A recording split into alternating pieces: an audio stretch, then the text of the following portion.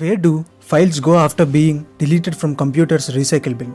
అంటే కంప్యూటర్లోని recycle bin నుంచి ఫైల్స్ డిలీట్ చేసిన తర్వాత ఆ డిలీటెడ్ ఫైల్స్ ఎక్కడికి వెళ్తాయి?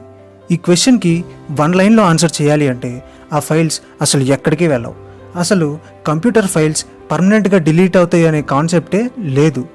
కంప్యూటర్ ప్రోగ్రామింగ్ తెలిసిన వాళ్ళు పాయింటర్స్ అనే వర్డ్ వినే ఉంటారు. అసలు ఈ పాయింటర్స్ అంటే ఏంటి? కంప్యూటర్లో సేవ్ అయ్యి ఉన్న ప్రతి ఫైల్కి ఒక పాయింటర్ ఉంటుంది. ఈ పాయింటర్స్ ఒక పర్టికులర్ ఫైల్ హార్డ్ డిస్క్లో ఎక్కడ లొకేట్ అయ్యి ఉందో విండోస్కి చెప్తుంది.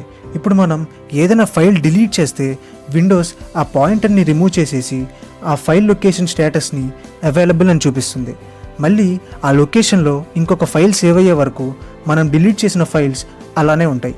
ఈ డిలీట్ చేసిన ఫైల్స్ని రికవర్ చేసుకోవడానికి ఎన్నో డేటా రికవరీ సాఫ్ట్వేర్స్ అనేవి అవైలబుల్ ఉన్నాయి. ఫర్ ఎగ్జాంపుల్, మీరు ఒక హోటల్ రూమ్లో చెక్ ఇన్ అయ్యారు అండ్ కొన్ని డేస్ తర్వాత చెక్అవుట్ అయిపోయారు. ఈ సిచ్యువేషన్ని మన క్వశ్చన్కి రిలేట్ చేసుకుంటే, ఆ హోటల్ ఒక హార్డ్ డిస్క్ అయితే దాంట్లో మీరు ఉంటున్న రూమ్ ఒక ఫైల్. మీరు చెక్అవుట్ చేయగానే, అంటే మీ ఫైల్ డిలీట్ చేయగానే ఆ రూమ్ ఎక్కడికి వెళ్లకుండా ఎలా అయితే అక్కడే ఉంటుందో మీ ఫైల్ కూడా అలాగే ఉంటుంది. ఎప్పటి వరకు అంటే మళ్ళీ ఆ రూమ్లోకి వేరే వాళ్ళు చెక్ ఇన్ అయ్యేంత వరకు, అంటే ఆ లొకేషన్లోకి ఇంకొక ఫైల్ స్టోర్ అయ్యేంత వరకు. What if everyone on earth jumped at once? అంటే భూమిపైన ఉన్న మనుషులంతా ఒక ప్లేస్లో ఒకేసారి జంప్ చేస్తే ఏమవుతుంది? మన ఎర్త్ పైన 7 బిలియన్ పీపుల్ ఉన్నారు. ఈ 7 బిలియన్ పీపుల్ అందరి వెయిట్ అప్రాక్సిమేట్గా 363 బిలియన్ కేజెస్ ఉంటుంది. ఈ 7 బిలియన్ పీపుల్ ఒక ప్లేస్లో ఒకేసారి జంప్ చేసి ల్యాండ్ అయినప్పుడు విపరీతమైన ఎనర్జీ క్రియేట్ అవుతుంది. ఈ ఎనర్జీ కొన్ని భయంకరమైన పరిణామాలను సృష్టిస్తుంది. అవి ఏంటి అంటే, అందరూ ఒకేసారి ల్యాండ్ అయినప్పుడు అప్రాక్సిమేట్గా 200 డెసిబల్స్ సౌండ్ ప్రొడ్యూస్ అవుతుంది. ఈ సౌండ్ మన ఇయర్ డ్రమ్స్ని ఈజీగా బ్రేక్ చేయగలదు. ఒక జెట్ ఇంజిన్ టేక్ ఆఫ్ అయినప్పుడు 150 డెసిబల్స్ సౌండ్ని ప్రొడ్యూస్ చేస్తుంది. అంటే జెట్ ఇంజిన్ సౌండ్ కంటే మనం జంప్ చేస్తే వచ్చే సౌండ్ 50 డెసిబల్స్ ఎక్కువ. అండ్ సెకండ్ కాన్సిక్వెన్స్ వచ్చేసరికి మన ఎర్త్ మొత్తం షేక్ అవుతుంది. ఒకవేళ ఈ జంప్ సీస్ అండ్ ఓషన్స్ దగ్గర చేస్తే సునామీస్, 100 ఫీట్ టాల్ వేవ్స్ వచ్చే ఛాన్స్ ఉంది. అంతేకాకుండా earth quakes, bridges, electric lines, buildings కంప్లీట్గా డ్యామేజ్ అయిపోయే ఛాన్స్ ఉంది. Who decides the dates of festivals in India? అంటే ఇండియాలో ఫెస్టివల్స్ యొక్క తేదీలు ఎవరు డిసైడ్ చేస్తారు? National festivals like independence day, republic day ఇలాంటివి అయితే ఇంగ్లీష్ క్యాలెండర్లో ఆల్రెడీ ఫిక్స్ అయిపోయి ఉంటాయి. సో ఎవ్రీ ఇయర్ ఆ ఫిక్స్డ్ డేట్స్లోనే సెలబ్రేట్ చేసుకుంటాం.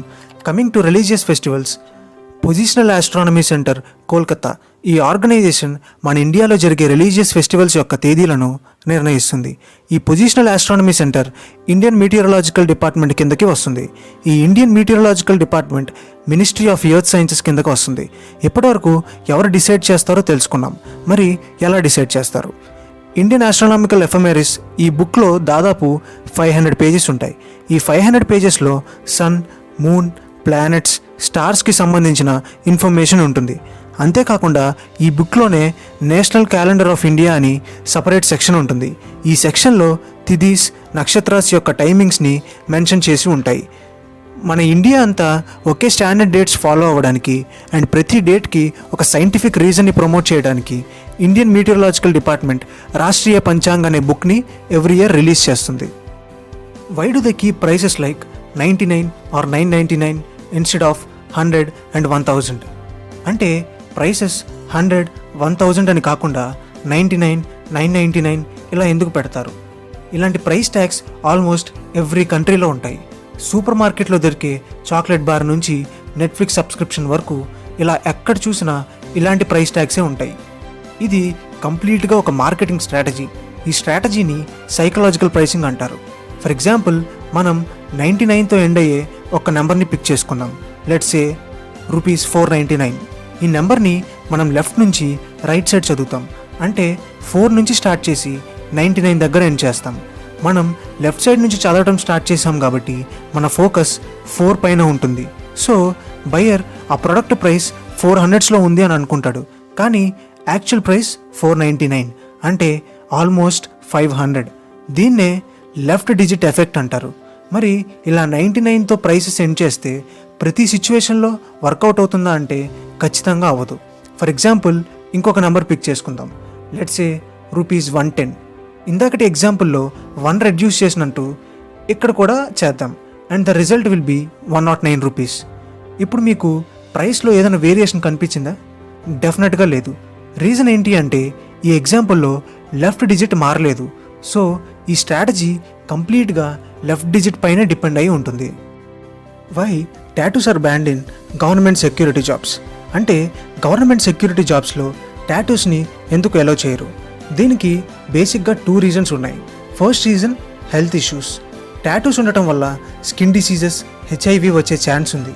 అంతేకాకుండా హెపటైటిస్, ఎలర్జీస్ ఇలా ఎన్నో రకాల డిసీజెస్ వచ్చే రిస్క్ అయితే ఉంది. ఈ డిసీజెస్ అన్నిటికీ మెడికల్ టెస్ట్ చాలా చాలా కాస్ట్లీ. సో టాటూని బ్యాన్ చేయకపోతే గవర్నమెంట్ సెక్యూరిటీ జాబ్స్లో జాయిన్ అయ్యే ప్రతి ఒక్కరిని టెస్ట్ చేయాలి. సో అంతమందికి టెస్ట్ చేయించాలి అంటే చాలా ఎక్స్పెండిచర్ అవుతుంది. అంత ఎక్స్పెన్సెస్ ఎఫోర్డ్ చేయలేక టాటూస్ని బ్యాన్ చేశారు.